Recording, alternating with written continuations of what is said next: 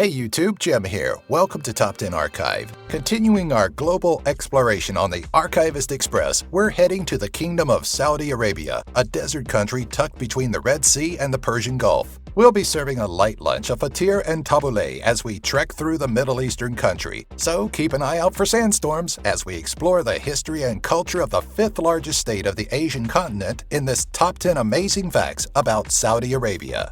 Number 10. Cuisine of Saudi Arabia. One of the best ways to get to the heart of a country is through its cuisine, and Saudi Arabia has some rather unique taste when it comes to local delicacies. More common dishes typically include pita bread, lentils, hummus, and burgul, or cracked wheat, while more exotic taste may include hashi, or baby camel. In 2009, hashi found its place in local Saudi restaurants. 4 years later, the tender meat was served to Prince Charles during a visit to the Saudi royal family and the Crown Prince Salman bin Abdulaziz. A more regionally accepted offering includes Arabic coffee from the Arabian Peninsula. Whatever your taste, just don't get caught eating or drinking in public during Ramadan. Number 9. Fame of Saudi Arabia.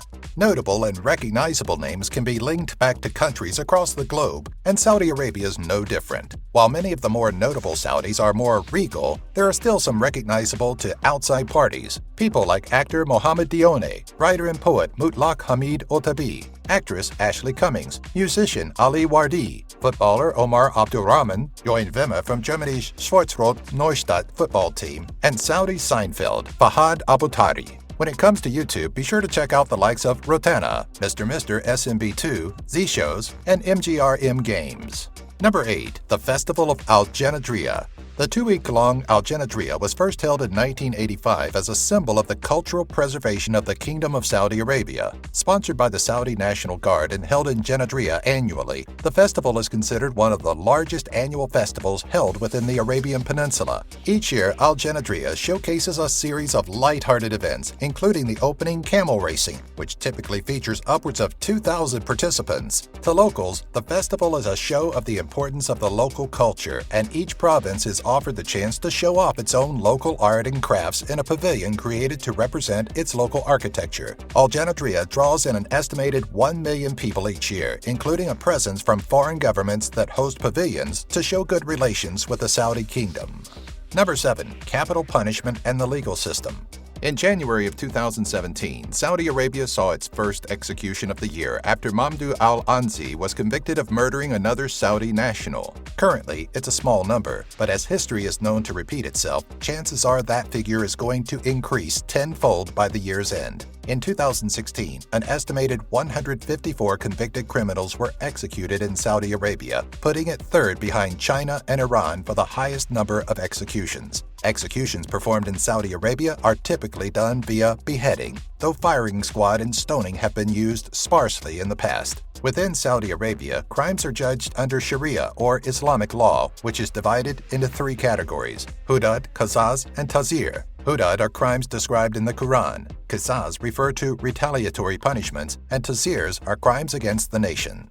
Number 6. The Jordan-Saudi Arabian border.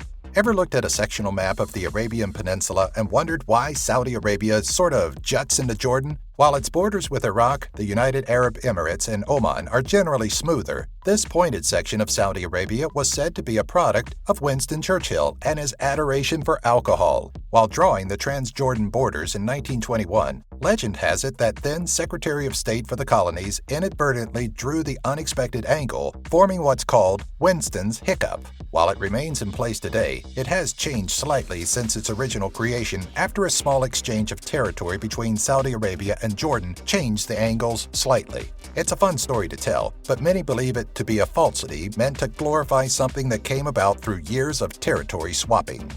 Number 5. The oil reserves. In 2015, the United States Energy Information Administration reported that the U.S. produced an estimated 15 million barrels of petroleum a day. Trailing closely behind was Saudi Arabia, with over 12 million barrels produced. By May of the following year, however, the United States dropped production enough to return the top spot to the Saudi Kingdom, which had also increased its output by over 400,000 barrels a day. Saudi Arabia may be home to 1/5 of the world's known oil reserves and is now the largest producer and exporter of oil. But in 2011, Venezuela surpassed the kingdom for largest reserves when it revealed over 297 billion barrels compared to Saudi's approximate 267 billion barrels. Despite not having the most reserves, the kingdom's economy is oil-based, with 87% of its budget revenues, 90% of its export earnings, and 42% of its total GDP made up of oil sales. Number 4. Football in Saudi Arabia. Like many countries that aren't the United States, soccer, football, is considered a major sport in Saudi Arabia. Since 1957, the country has hosted the on-again, off-again custodian of the Two Holy Mosques Cup, a football knockout competition run by the Saudi Arabian Football Federation. Up until 1990, the competition was consistently held, but took a 17-year hiatus before returning in 2007 as the King Cup of Champions. By 2014, it was renamed to the King Cup and features 153 different clubs, including the 2016 champions and 13-time title holder Al Ahly. While much of Saudi Arabia's football competition is internal, the Saudi national team took part in 4 FIFA World Cup and 7 AFC Asian Cup competitions. Over the course of September of 2016 to September of 2017, Saudi Arabia has been engaged in the 2018 FIFA World Cup qualification. Number 3. Saudi Arabian World Records. As they say, it's either go big or go home.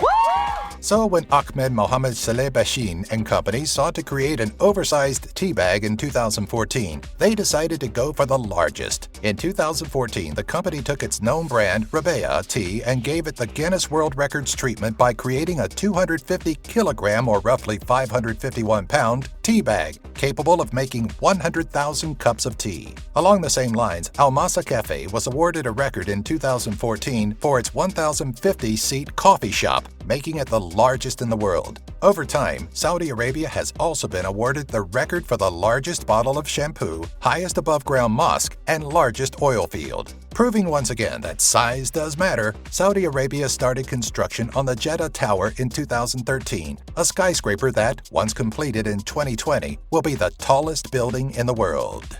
Number 2. The birthplace of Islam.